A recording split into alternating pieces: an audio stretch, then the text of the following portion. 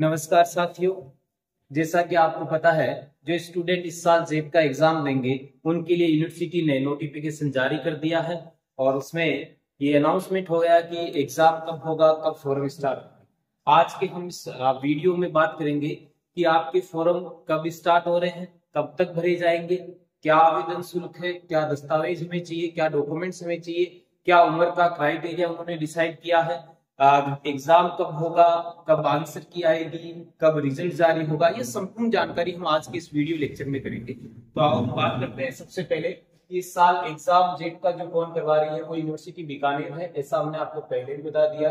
और उसके लिए जो वेबसाइट रहेगी वो है JET-SCRU 2025। आपको जेट 2025 से संबंधित जितनी भी इंफॉर्मेशन चाहिए वो आपको JET-SCRU 2025 की वेबसाइट पर मिलेगी। आपको आवेदन फॉर्म भी भरना होगा, इसी साइट पर आप जाकर भर सकते हैं।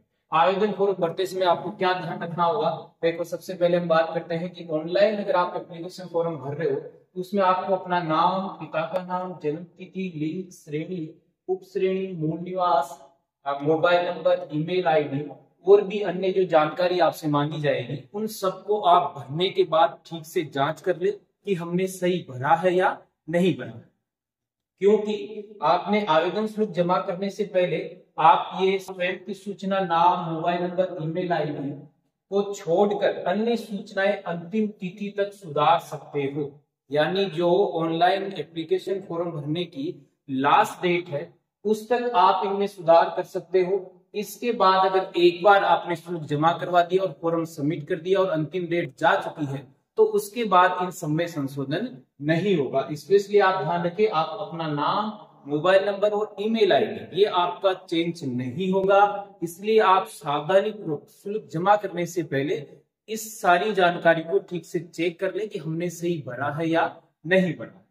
उसके बाद विद्यार्थी ध्यान रखें कि आप जब अपना एप्लीकेशन फॉर्म भरते हैं उस समय आपने जो भी उसमें mail ID, password, mobile number जो लगाए उन्हें आप संभाल के रखें। जो आपके पास प्रिंट आउट होगा उसे आप संभाल के रखेंगे, क्योंकि वो आप जब आपके मेल आईडी है, आपके आईडी पासवर्ड है, वो आपको एडमिट कार्ड के लिए, आप अपना रिजल्ट चेक करने के लिए, काउंसलिंग फॉर्म भरने के लिए हमेशा उसकी आपको आवश्यकता रहेगी। इसलिए अभ्यर्थी कहीं से भी फॉर्म भरे, हो सकता हो किसी मित्र से भर रहा हो या खुद अपना फॉर्म भर रहे हो, तो इन सब दस्तावेज को, इन डॉक्यूमेंट्स को संभाल के रखें, ठीक है, क्योंकि उन्हें लास्ट में काम में आने वाली चीजें हैं। कई बार स्टूडेंट क्या गलती करते हैं कि फॉर्म भरने के बाद इनको संभाल के नहीं रखते और जब एडमिट कार्ड आता है तो इधर उधर से कंफर्म कि मैं एडमिट कार्ड कैसे लूं, मेरी तो आईडी पासवर्ड ही मेरे पास नहीं है, मैंने मेल आईडी कौन सी लगाई थी यही मुझे पता नहीं है। इसलिए इन सब चीजों को आपको बड़े केयरफुली संभाल के रखना है।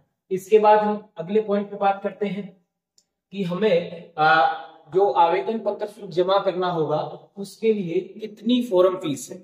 जो ऑनलाइन एप्लीकेशन फॉर्म हम करेंगे उसके लिए फीस हमें कितनी जमा करवानी होगी। तो देखो सबसे पहले साफ साफ दे रखा है कि 1750 रुपए जो आपके हैं, 1750 रुपए आपको साथ में बैंक शुल्क जमा करवाना होगा सभी योग्य अभ्यर्थियों को जो राजस्थान के भारतीय अभ्यर्थी श्रेणी में है। लेकिन ये इस किन के लिए नहीं है, राजस्थान की अनुसूचित जाति, अनुसूचित जनजाति, आर्थिक कमजोर वर्ग, पिछड़ा वर्ग, अति पिछड़ा वर्ग और दिव्यांग जो फिजिकल हैंडीकैप है, जो PH कैटेगरी में आते हैं, उन स्टूडेंट को छोड़कर बाकी सबके लिए फीस कितनी है, 1750। और ऐसे जो स्टूडेंट है जो अनुसूचित जनजाति में आते हैं, आर्थिक कमजोर वर्ग, पिछड़ा वर्ग में आते हैं या दिव्यांग श्रेणी में आते हैं, उनके लिए फीस है 1450 रुपए प्लस बैंक शुल्क आपको जमा करवाना है। तो आपका आवेदन शुल्क रहेगा 1750 और जो बाकी जिन स्टूडेंट के पिछड़ा वर्ग में आते हैं या दिव्यांग कैटेगरी में आते हैं या अनुसूचित जनजाति में आते हैं उनके लिए फॉर्म फीस रहेगी 1450 रुपए प्लस बैंक चार्ज। इसके बाद आपको क्या ध्यान रखना है कि आवेदन पत्र अगर शुल्क आपने केवल ऑनलाइन ही जमा करवाना होगा। जो आपके फॉर्म भरे जाएंगे वो ऑनलाइन भरेंगे, वेबसाइट हमने आपको बता दी है कि JET-SCRU 2025 पर भरे जाएंगे, ऑफलाइन फॉर्म इसके जमा नहीं है। इसके बाद एक और विशेष ध्यान रखना है कि जो फॉर्म हम भर रहे हैं इसके बाद हमने अगर फीस जमा करवा दी है तो उसको पुनर्भरण या स्थानांतरण या समायोजन, अगर आप चाहो कि हमने जो ऑनलाइन फॉर्म फीस जमा करवा दी है उसको हमें वापस रिफंड हो जाएगी या हमारी जगह किसी दूसरे के वो ट्रांसफर हो जाएगी, ऐसा नहीं है। साफ साफ यूनिवर्सिटी ने लिखा है कि जो ऑनलाइन फॉर्म फीस आप जमा करवाते हो उस राशि का किसी भी स्थिति में पुनर्भरण, स्थानांतरण या समायोजन नहीं होगा। ये आपने एक बार जमा करवा दिया, उसके बाद इसका कोई ऑप्शन आपके पास नहीं है। इसके बाद आगे हम बात करते हैं शैक्षणिक योग्यता।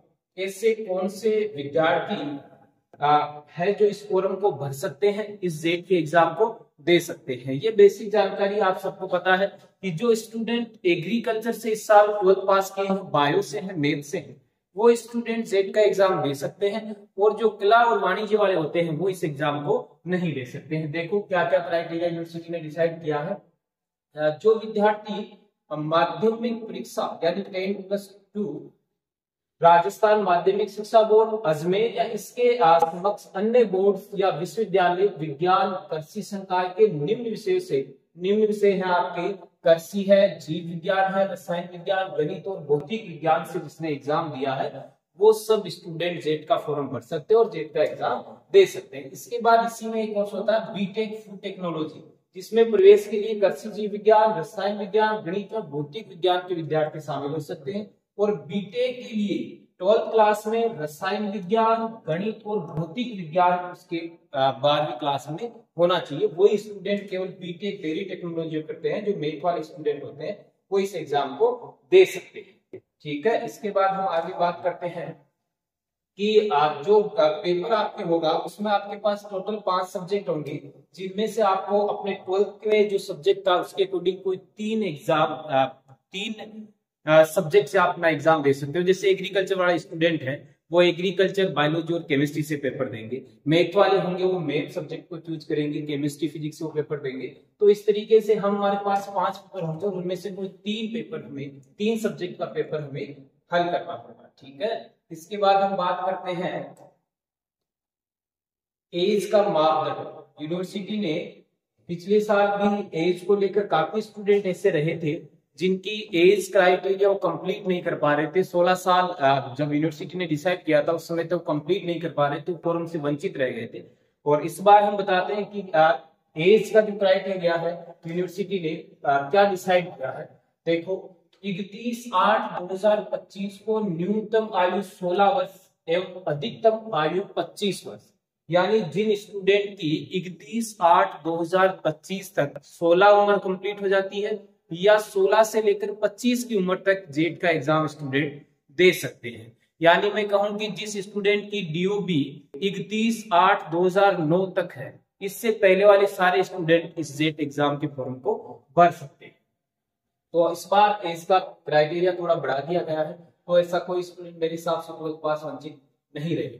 इसके बाद हम बात करते हैं कि ऑनलाइन पत्र जब आप भरोगे, ऑनलाइन फॉर्म जब आप जेट का भरोगे, उस समय और क्या क्या चीजों का आपको ध्यान रखना होगा। हमने पहले भी आपको बताया कि जेट के लिए आवेदन केवल ऑनलाइन स्वीकार किए जाएंगे। जेट के लिए ऑनलाइन आवेदन पत्र जमा करने की प्रक्रिया, वेबसाइट जो है वो हमने पहले आपको बता दिया है। वो वेबसाइट है JSKRU 2025। JSKRU 2025 की वेबसाइट पर आपको ऑनलाइन आवेदन करना होगा जेट का एग्जाम देने के लिए। ऑनलाइन आवेदन पत्र भरने की तिथि की हम बात करें तो ऑनलाइन आवेदन जो शुरू होंगे, प्रारंभ तिथि है वो है 28/4/2025, यानी 28 अप्रैल से अपने फॉर्म भरने स्टार्ट हो जाएंगे जो स्टूडेंट इस बार जेट का एग्जाम देंगे। इसके बाद हम बात करेंगे कि ये कब तक भर सकते हैं।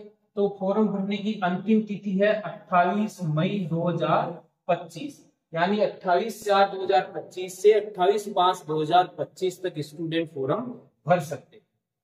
अगर फिर भी कारणवश कोई स्टूडेंट ये फॉर्म नहीं भर पाता है, लेट हो जाता है, तो उसे लेट शुल्क के लिए, और लेट शुल्क उसे देना होगा 500 रुपए।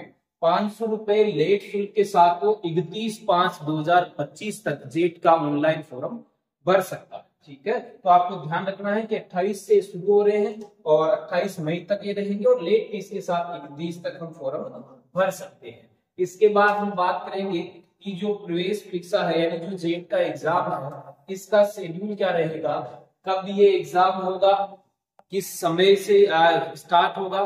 ठीक है, इनकी हम बात करते हैं। जेट परीक्षा का जो एग्जाम होगा वो सुबह 11 बजे से ठीक है, आपको पता है सुबह 11 बजे से दोपहर 1:10 बजे तक दिनांक 29 जून 2025 को ये एग्जाम है। यानी एग्जाम का दिन है, डेट है, वो है 29 जून 2025। समय आपका रहेगा 11 बजे से 1:10 तक, यानी लगभग 2 घंटे और 10 मिनट का समय आपके पास टोटल पेपर को हल करने के लिए रहेगा। इसके बाद हम बात करें कि आपको परीक्षा केंद्र में प्रवेश कब दिया जाएगा, वो सुबह 9:30 से 10:30 बजे, यानी आपका एग्जाम 11 बजे से स्टार्ट होगा, उससे 30 मिनट पहले ही आपको एग्जाम सेंटर पर पहुंच जाना है। आपको प्रवेश अंदर सुबह 9:30 से 10:30 तक दिया जाएगा। परीक्षा शुरू हो जाएगी आपकी 11 बजे से और परीक्षा समाप्ति का समय रहेगा दोपहर 1:10। ठीक है, इसके बाद हम आगे इसमें बात करते हैं जो विशेष आपके लिए मोटे मोटे तौर पर और भी इंफॉर्मेशन हम आपको देते रहेंगे कि एग्जाम से संबंधित कोई भी जानकारी होगी। तो अब हम बात कर लेते हैं कि ये जो जेट का एग्जाम होगा, ठीक है, इसकी डेट के साथ कब इसकी आंसर की आएगी, कब इसका रिजल्ट आएगा, ये सारा एक शेड्यूल जो जारी किया है उसको एक बार हम देख लेते हैं मोटे मोटे तौर पर। हालांकि इसके बाद भी हम देखेंगे कि काउंसलिंग की प्रोसेस कब स्टार्ट होगी और कब इसके फॉर्म भरे जाएंगे। इसके लिए एग्जाम के बाद हम अलग से एक वीडियो में आपको ये सब बातें बता देंगे। पहले हम बात करते हैं कि अधिसूचना नोटिफिकेशन जो यूनिवर्सिटी ने जारी कर दिया था वो 21/4/2025 को हुआ था। ऑनलाइन माध्यम से आवेदन आप भर सकते हो 28/7 से। ऑनलाइन आवेदन फॉर्म आप बिना शुल्क और ऑनलाइन जमा कराने की अंतिम तिथि है 28/5, जो हमने आपको पहले ही बता दिया है। और विलंब शुल्क जो आपका 500 रुपए के साथ आप 31 तारीख तक फॉर्म भर सकते हो। बिना विलंब शुल्क आप 28 तक भर सकते हो और आप लेट फीस के साथ 31/5/2025 तक फॉर्म भर सकते हो। इसके बाद हम बात करेंगे फॉर्म भरने के बाद की एडमिट कार्ड इस एग्जाम के उपलब्ध होंगे, वो होंगे 24 से 2025, यानी आपके जो एग्जाम 29 को होगा उसके एडमिट कार्ड 24 तारीख को जारी हो जाएंगे। प्रवेश परीक्षा की तिथि आपको पता है 29/6/2025 है। इसके बाद आपकी आंसर की जो जारी कर दी जाएगी वो होगी 4/7/2025 को।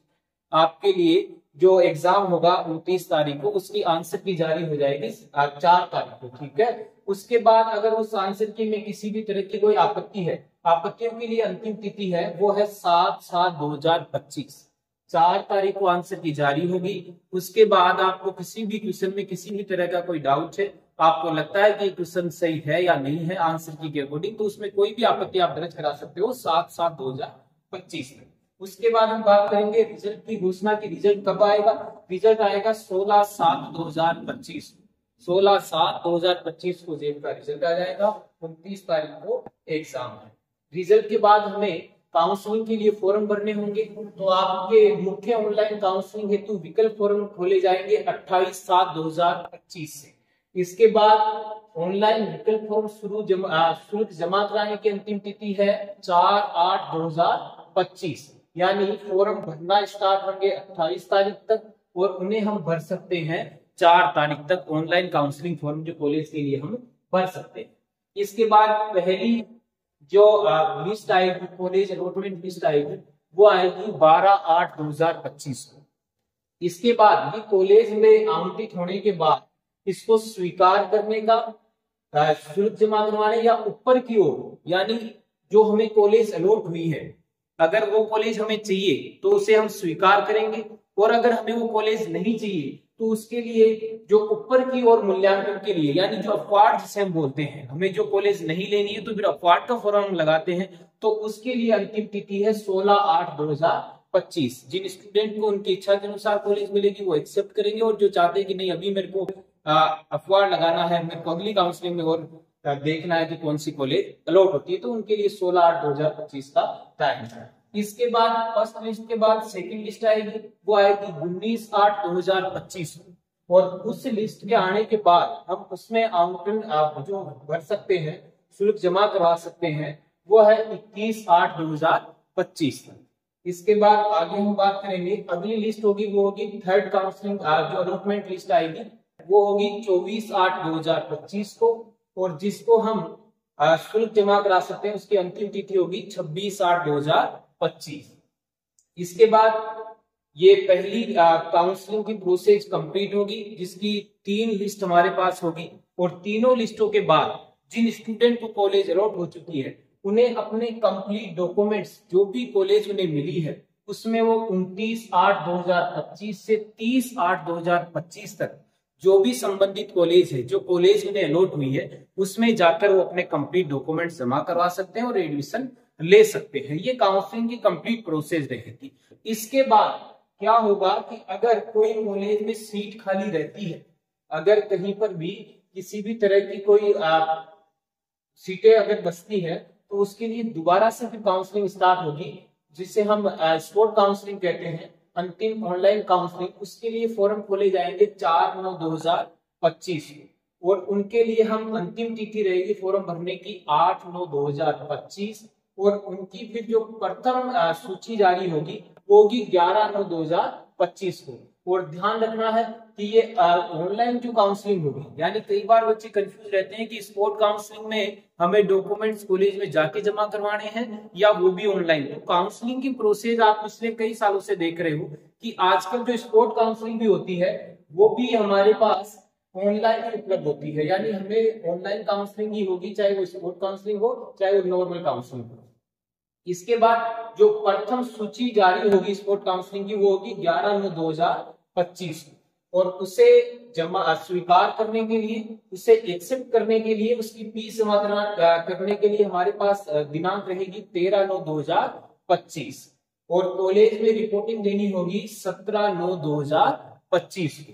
इसके बाद इसकी भी स्पॉट काउंसलिंग की अगली सूची जारी होगी सेकंड काउंसलिंग की, वो होगी 19 तारीख को और आवंटन स्वीकार करने की तिथि होगी 23/9/2025 और संबंधित कॉलेज में हमें डॉक्यूमेंट जमा करवाने होंगे वो होंगे 26 तारीख।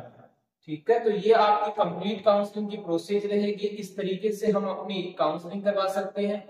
एग्जाम डेट कब होगा, किस तरीके से फॉर्म भर सकते हैं, ये सब की बातें हमने की है। तो आपको सबसे पहले अभी तो विशेष यही है कि आप अपना फॉर्म भरने में विशेष ध्यान रखें कि किसी तरह की कोई गलती वहां पर नहीं होनी चाहिए, क्योंकि अगर फॉर्म में गलती हो जाएगी तो फिर उसे सुधारने का मौका आपके पास नहीं रहेगा, बड़ी प्रॉब्लम स्टूडेंट के साथ क्रिएट होती है। उसके बाद एग्जाम आपको देना है और उसके बाद आंसर की और अपना रिजल्ट देखना है। काउंसलिंग की प्रोसेस के लिए हम फिर से जब काउंसलिंग स्टार्ट होगी, अभी उसमें टाइम है, तो उस समय एक बार फिर से आपको कंप्लीट प्रोसेस हम बता देंगे। टाइम टू टाइम जेड की जितनी भी अपडेट होगी वो हम आपको उपलब्ध करवाते रहेंगे।